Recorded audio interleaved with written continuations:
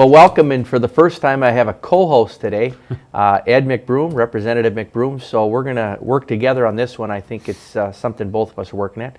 We have two guests today. We have Mike Koster and Steve Peppers, and I think what I'll do is have both of you introduce yourselves, your background, how you got here, and then we can get started. So maybe we'll start with you, Mike. Okay. Mike Koster. I'm superintendent at Delta Schoolcraft Intermediate School District. I'm in my 7th year there.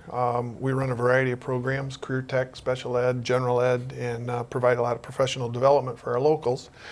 And prior to that, I was a local superintendent downstate in Hart, Michigan for 6 years. And we're here today to talk about some legislation that hopefully will provide some opportunities for kids. Steve? Yes, Steve Peppers, Superintendent Market Elder RESA. RESA stands for Regional Educational Service Agency, which is a newer name for intermediate school districts. As Mike had said, we provide support services for our local school districts in the area of business services, special education, itinerant staff, general education, technology, vocational services, and so forth. I'm in my 5th year at Market Elder RESA. Prior to that, I spent 4.5 years as a local superintendent in Gwinn, which is also in our district. Well, let's talk about the subject we're really here for, and that's vocational education or diversity in our educational system. I know Ed and I, through the district, really got a lot of information back to us that right now there's people out there that are job providers really don't feel like things are working quite right when it comes to our young people and where they're heading off into their careers, because they're having trouble getting people to come in and take the jobs that they're providing. So maybe we could just get started talking about the way it used to be, and how did we do that years ago with vocational ed and that training versus kids that decided they wanted to go out to 4-year degrees. How did we work it before, and maybe we could talk about where we're trying to go today. Well, one of the things that we used to do, students took their regular core curriculum. That was back before we had a core curriculum, but students took their regular classes, and if they had an interest or a passion in a field of study, as an example, welding, automotive, building trades, something along those lines, they had the opportunity to take those classes at the career tech centers. And then and that's sometimes at their local schools even. Absolutely. That was available as well. And then when they finished their high school career, they had the opportunity to, go on to a technical training. They still had certainly every opportunity to go to a 4-year university as well, or go out into the job field or into the military. And I just would like to point out quickly that currently in our CTE programs, the students that are in those programs in our ISD, 96% of those kids go on to either a job, the military, or on to school. So, I mean, it's not like these kids are not prepared to go on. Right. They are. We would have very similar statistics to what Mike gave you from Delta Schoolcraft area as well. I think you would probably find that across the Upper Peninsula in any one of our regions. Prior to the Michigan Merit Curriculum, students and their elective areas sought out the classes that they were most interested in pursuing later on in life. And whether that was something in the construction trades, welding, automotive, culinary arts, is just an example of a few of them. Some even could earn credits in high school before they went on to finish a 1 or 2 year certificate. But they did take advanced training and go to higher education institutions in order to do that. Now with the Michigan Merit Curriculum, there is so little opportunity for students to diversify what they take as classes. Everybody is pretty much locked into a set schedule with little opportunity to pursue their interests. And certainly if they fail a class, by chance, that just makes it that much more difficult. Sure. They're locked in that much more. Maybe we could talk, and Ed, maybe you could join in right now, how we got here. What was the path that led us to where we are today, and why? I think you've explained pretty well where some of the problems are and why I think we're reconsidering this thing. But Ed, maybe you could share how did we get here? Well, I think that we look back and there's probably 2 main reasons why we've come to this position that we're in now in the state. And one was that without a state mandated curriculum for graduation requirements, besides physical education and government class, there were schools around the state that were not keeping very high standards. And that was a problem that the legislature and the governor and others around the state felt needed to be addressed. And so while many schools around the state had fairly rigorous standards for college prep and for a vocational prep idea, other schools did not. And so that problem was there, and someone really felt it needed to be addressed. And I think the other factor that put us in this position was a misperception that many had about 10 years ago when you were first serving here as a rep, in the administration, in the Department of Education, and in many other areas, that said the old economy in Michigan is passing away, manufacturing is on its way out, and the only jobs that are going to be out there where people can make enough money to get by are going to be in the high information, high science, technology areas that are going to at least require a 4-year degree. And you heard time and time again from the administration at the time that it was going to be an economy that needed a 4-year degree, and you needed to get that 4-year degree. And we had to make sure that every student got out of high school ready to go and get a 4-year degree, because otherwise they would likely end up destitute on the streets. So there was just those two combining forces that pushed us into this direction that we're at now. Could we talk a little bit about, because some of the things I've heard when I brought this up, I've heard from people that say, well, you still can offer the vocational. That's still available, and kids could still do that. But I always come back with, well, how do the kids do that have that mindset and really have a desire to go into vocational education when they're required really to prepare themselves for college? That's absolutely required. So really, if you want to do these other things, isn't that kind of an add-on? It's like it would be almost extra for them, in the sense of we don't require everybody to go through vocational training. We're just requiring them all to go through college training. prep training. Is that kind of what's going on? Because, I've been told you still can go take some of these classes, but how do you do that when you're trying to gear up and do all the college prep courses? Well, the very bottom line with that is you have to have a very well planned out curriculum. Is there room to do it now? Yes, but it's a very narrow margin. And don't make any mistakes. Like I said, if there's any hiccups, you're behind the 8 ball now, and those opportunities are then gone. Right. And especially with one local area educator has pointed out to me, with the cap on age that you can be in high school already. You already have a great limit on the amount of mistake making you can make, and in how much extra time you can spend in a high school program. So I remember this back when we did the curriculum legislatively.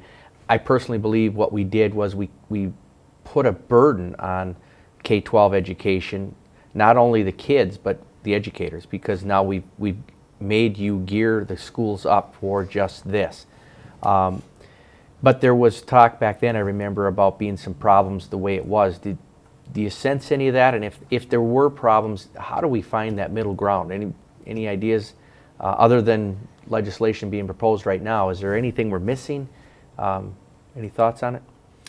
Well, I think that if you look back at what has taken place with the Michigan Merit Curriculum and the strengthening of our curriculum, and especially the core classes, much of that was really needed. But we have, as we have said numerous times already, we've gotten to the point where there's no flexibility left for the students in order to pursue areas of interest, whether it be in the arts or in career and technical education.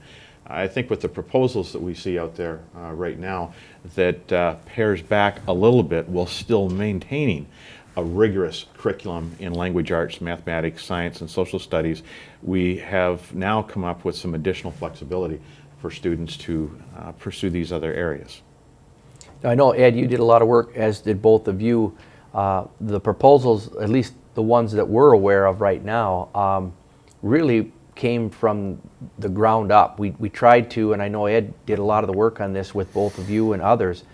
We tried to get information from the people within the school districts and what they thought. So a lot of what we're seeing came from the ground. So maybe we could talk a little bit about, and Ed, if you want to just share with us what's on the table right now versus what we have.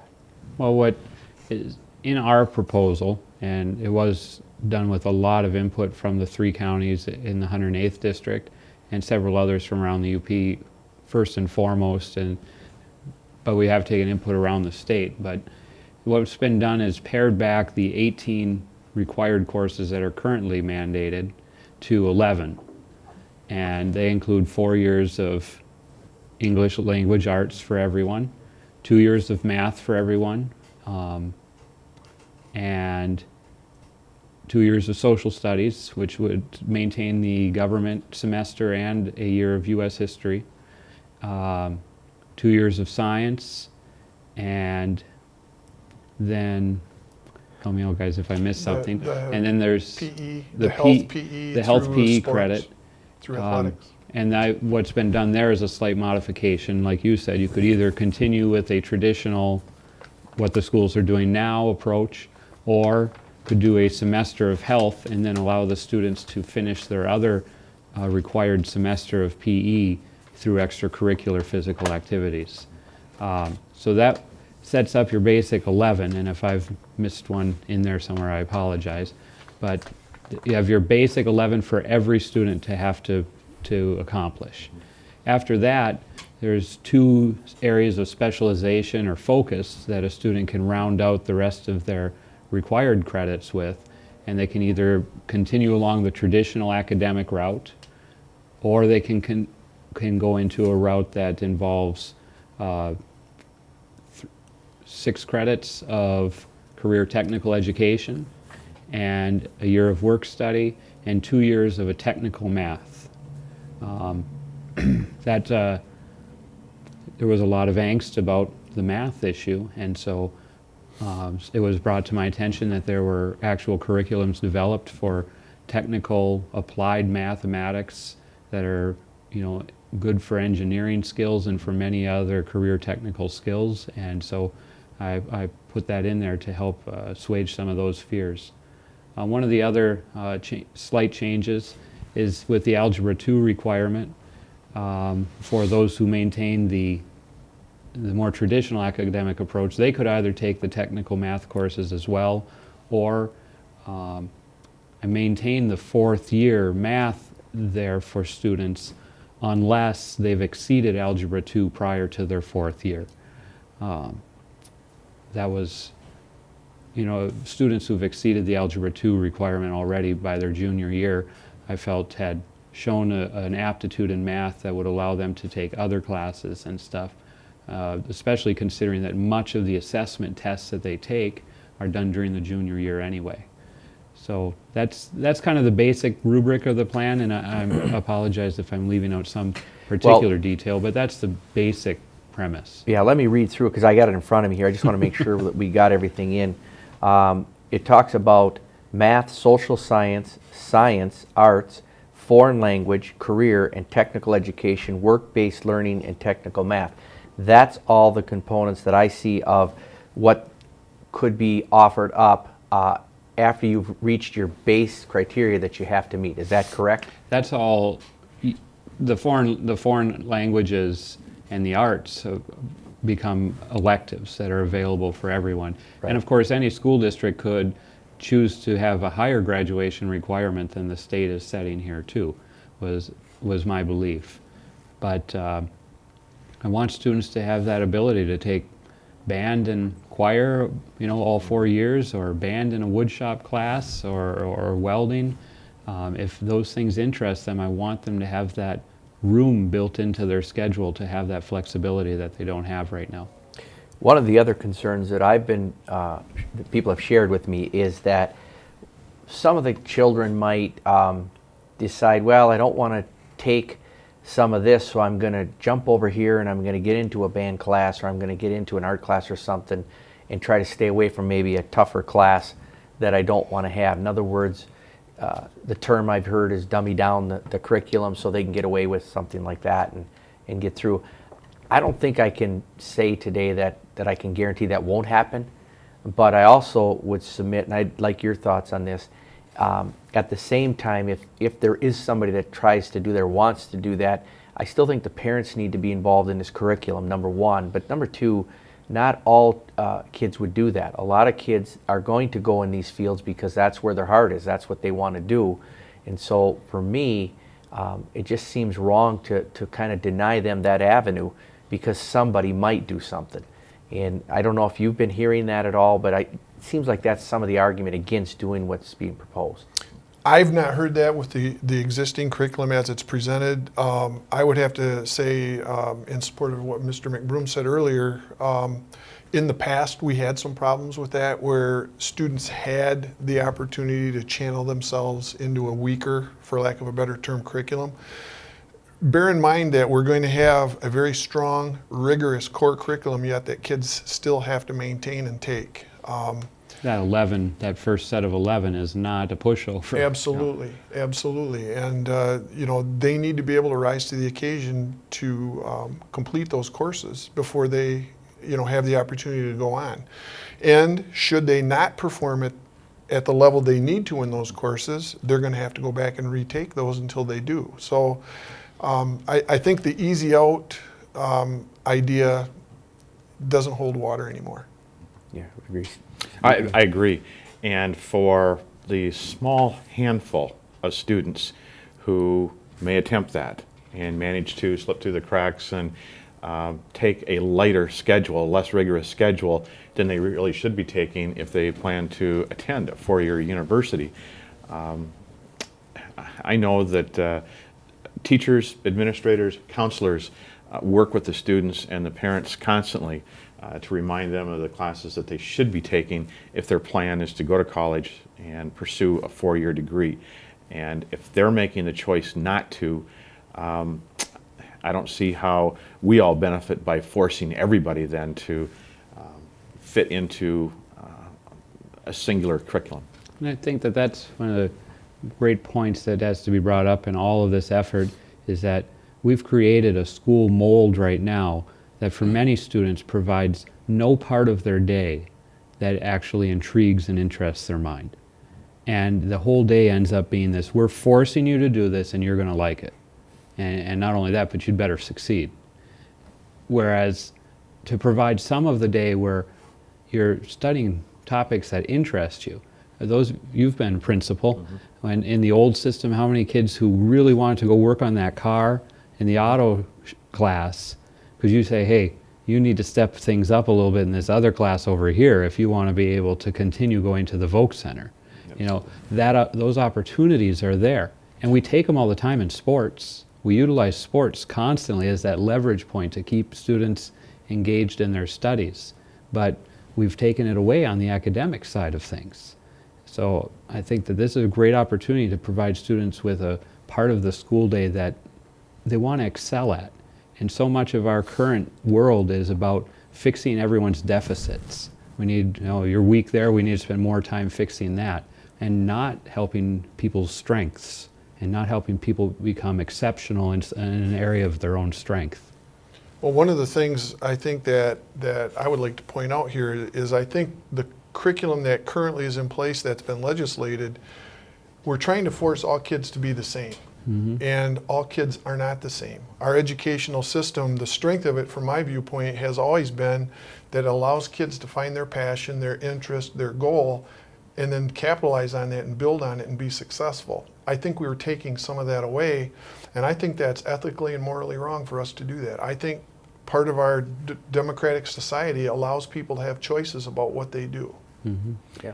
This whole conversation is very timely. Just last night, Mike and I had the opportunity to attend a presentation on campus at Michigan State with Sir Ken Robinson, talking about creativity and the mind and the issues that we have in schools today because we're requiring everyone to conform to one set specific of standards rather than allowing students to use their creativity and pursue the areas of their interest. Mm-hmm. That's where their passion is. That's where they're going to expend 100% of their energy if they truly have the passion to pursue a specific area. Not if we say, you have to take A, B, C, and D, and you have to do it, and you guys just have to do your best. Yeah, and I was there in the House when this was passed, and for the listeners, just so they understand too, that it's my belief, and I think Ed would probably agree with me. This is not a reflection on K-12 education in the sense that they can't meet the mark, or they've let the kids down or anything like that. This was done legislatively, dictating to K-12, you will start teaching all kids this way, and so. Our experience now traveling the district, and by the way, I've traveled not just the district, I've been down to Detroit, and I went to the U.S. Steel Mill, and the president of the steel mill did a PowerPoint and laid this all out for us and said, we have a major problem. I'm quite convinced as we move forward with testimony on this legislation, folks like him will be coming to Lansing to testify of their problem, and it is a workforce that they're concerned about, and the lack of.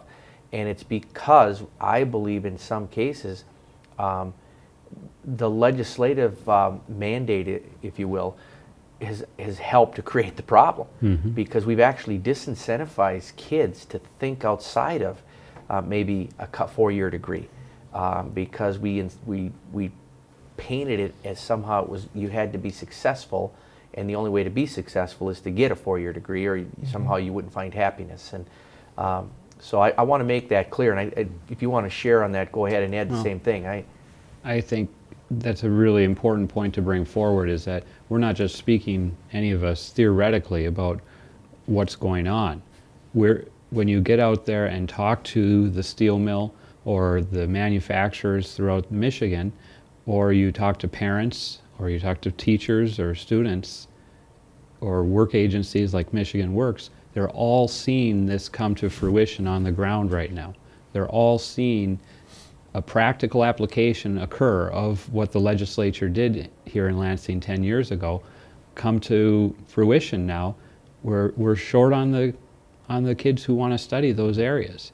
We're struggling to be able to fill those positions in the workplace, whether it's welding or machining. Everything is evidencing what we're saying here today. And that's why when folks want to say, well, the current education curriculum allows for these things to be studied, it shouldn't be a problem. I say, well, that's not bearing out on the ground. That when the rubber hits the road, we've got a problem, and it needs to be addressed. And when I look for the cause of the problem, it comes back to that change the legislature made. And one interesting story that I heard from a representative down here was that a local area businessman put out job applications in his area for a computer technician, starting salary between $35,000 and $40,000, and got 3,000 applications. He also put out at the same time an application for a machinist, starting salary close to $60,000, and got 5 applications.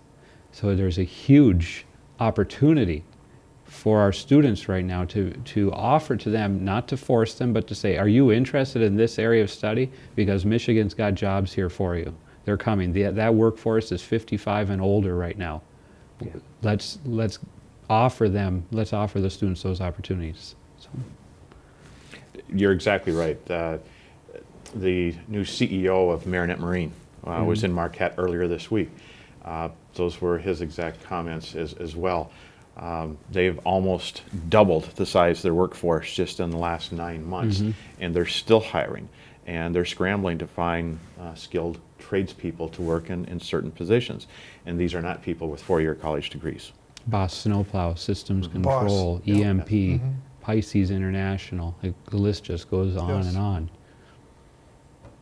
And with many of our schools throughout the UP have at this time have articulation agreements with a lot of community colleges and universities for a lot of the programs that we have in our high schools, such as drafting, construction trades, welding that we have at our skill centers and so forth, where students that complete a specific curriculum in high school actually enters the program at the collegiate level with anywhere from 8 up to as many, I believe, as 12 credits starting their program. Which gives them the opportunity to complete their certification in advance of other students that may just be starting from scratch, which is what they have to do now under our current curriculum requirements. And that practical observation of what's going on in the field right now. We had that presentation from Mike's Voc Center at the Michigan Works meeting, and we're seeing that the average student grade level at the Voc Center, senior year, but the programs are 2-year programs. And it used to be the average were juniors, almost the vast majority were juniors, but it's flipped now. It's just showing that the current way we're doing it's not working. It doesn't work when it comes down to actually taking it off of paper and putting it into students' actual plans and actions. We're getting close to winding down, but I did want to talk a little bit about the philosophy of education and maybe get your thoughts on what you think we should be doing as a philosophy of education. And if start with you, Mike. Well, again, I think the increased rigor that the earlier legislation called for has been a good thing. You know, I think we're teaching our kids more. We're teaching them better than we've ever taught them. You know, I think our students are reflecting the additional knowledge that they're gaining and the growth that they're showing. But at the same time, I think we cannot give up and forget that we're dealing with a diverse population. We're dealing with people that have different interests. You know, the student that has an interest in welding is different than the student that wants to be an engineer. Or the student that wants to work on an automobile is different than the student that wants to become a teacher. And, you know, we've got the parameters built in that kids can go and do anything they want to do. We just need to put the flexibility back in to give them that opportunity. Steve, anything real quick? I agree entirely. All of our students deserve a quality education. And with the proposed changes in these bills, the flexibility is put back into our curriculum to allow students to pursue still a quality education with the opportunity to pursue more in their personal interests. I want to thank my new co-host, Representative Ed McBroom. Thank you. Thanks for coming in. My and the pleasure. two special guests, Mike Koster and Steve Peppers, thanks for coming in and talking about this discussion on education. And I hope we're successful at the end of the day with this thing. Thank you. Thank you for having us.